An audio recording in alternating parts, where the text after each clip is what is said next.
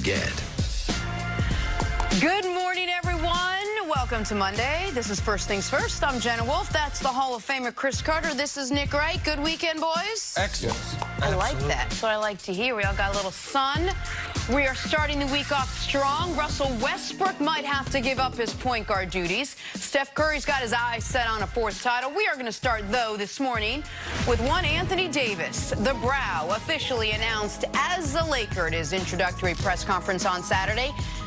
And when you pair a former #1 pick and six-time All-Star in Anthony Davis next to arguably the best player of all time in LeBron James, you'd think the rest of the roster would just fall into place. But there was no falling here. The Lakers strategically built a talented team around the two stars. And if you ask Anthony Davis, he'll tell you it's a pretty unstoppable team, too. I like our roster. I like, every player that we have, from 1 through 15. Well, 14, 1 through 14. So I'm excited about it, and I'll put our roster up against anybody. I feel like that, in a 7-game series, that we'll come out victorious.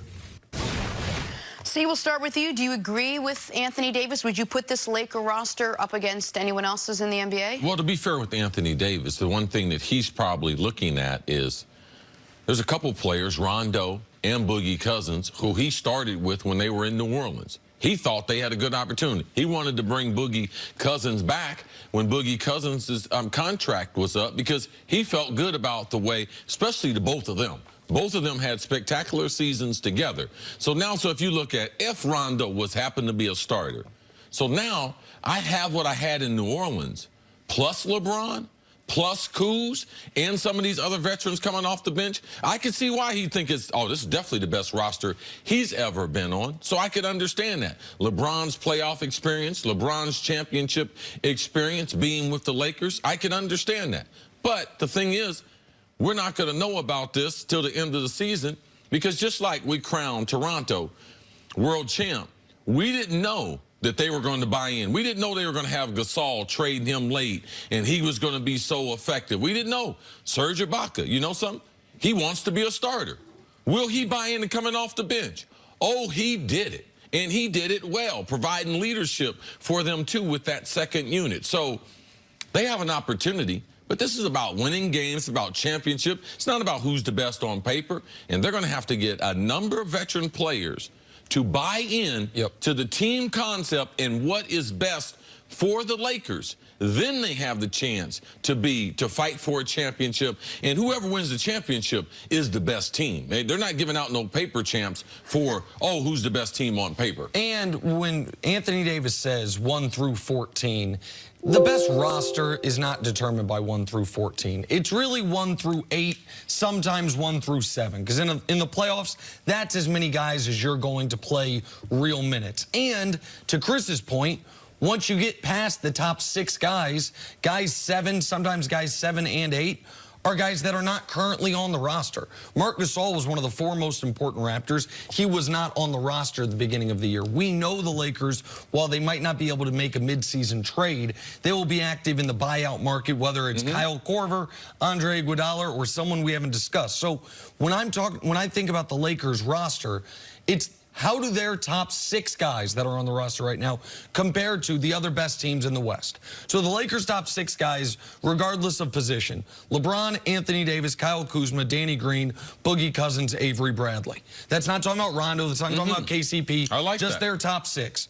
So the top 6 for the Clippers: Kawhi, Paul George, Lou Williams, Pat Beverly, Montrezl Harrell, Mo Harkless. You can make an argument defensively for the Clippers. I think offensively the Lakers seem to be the stronger unit. What about the Rockets, though? Harden, Russ, Eric Gordon, P.J. Tucker, Clint Capella, Austin Rivers. That's a team where if the Harden and Russ thing, that's a big if, fits, everyone else knows their role exactly. Philly has 6 strong guys. Now, their problem is they only have 6 strong guys. They desperately need to be involved in either the trade market or the buyout market. So I don't think right now there is a clear-cut best roster in the NBA. That's why it's the most wide open it's been, as you said, in 15 years. That's why Vegas doesn't have a clear favorite, because we don't have a Warriors. We don't even have a Cavs of a few years ago where it's like after the Warriors, the Cavs are clearly the best.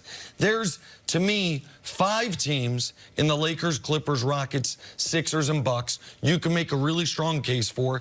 And then there's the Jazz and the Nuggets who are saying, don't forget about us. We really do go 10 people deep. So that's when you got a quarter of the league that I think if we did Family Feud style, you would get at least some votes for.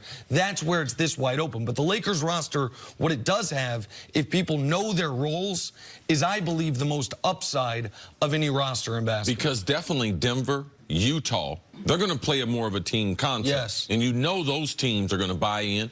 Portland, on the outside of that, they're going to have big buy-in from their roster because of their leadership there. So I thought you brought up some great points as far as who's going to buy in. And the rest of that roster might not in the playoffs, but it will help you get through an 82-game schedule. Well, that rest of the roster, just real quick, that is why even if you don't have Denver or Utah, teams such as those winning the title, those teams are going to be the most likely to have the path to the title go through their stadiums. Because while I'm only worried about 1 through 7.5 for the playoffs, through the regular season, it really is 1 through 11 or 12.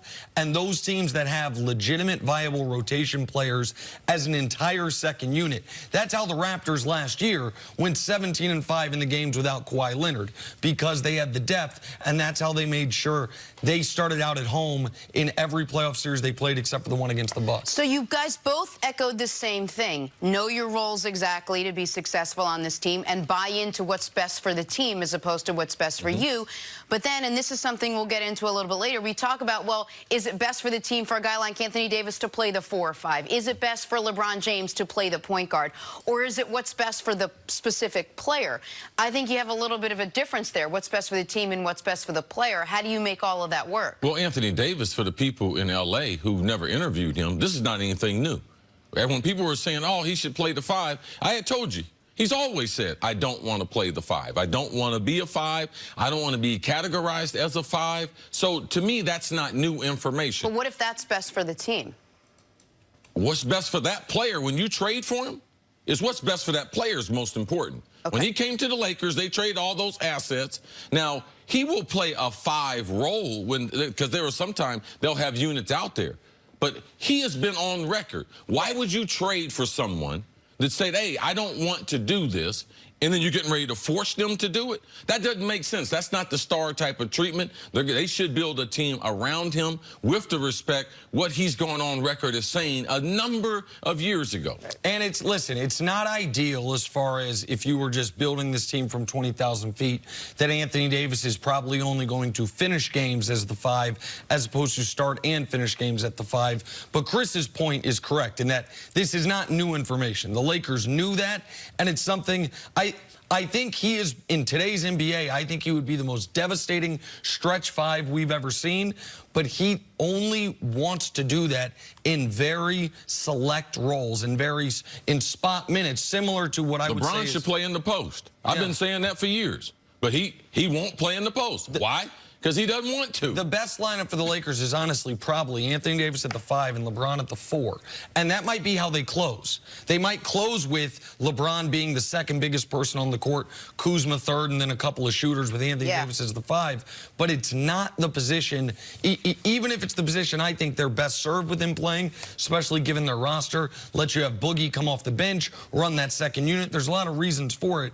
But if the guy who you are building the future of your franchise around, if that's not what he wants to play, he doesn't want to, and it's not like he's not effective as a 4. Right. He's wildly effective as a 4. I just think in today's NBA, he'd be best as a 5, but he don't want to do it. Okay.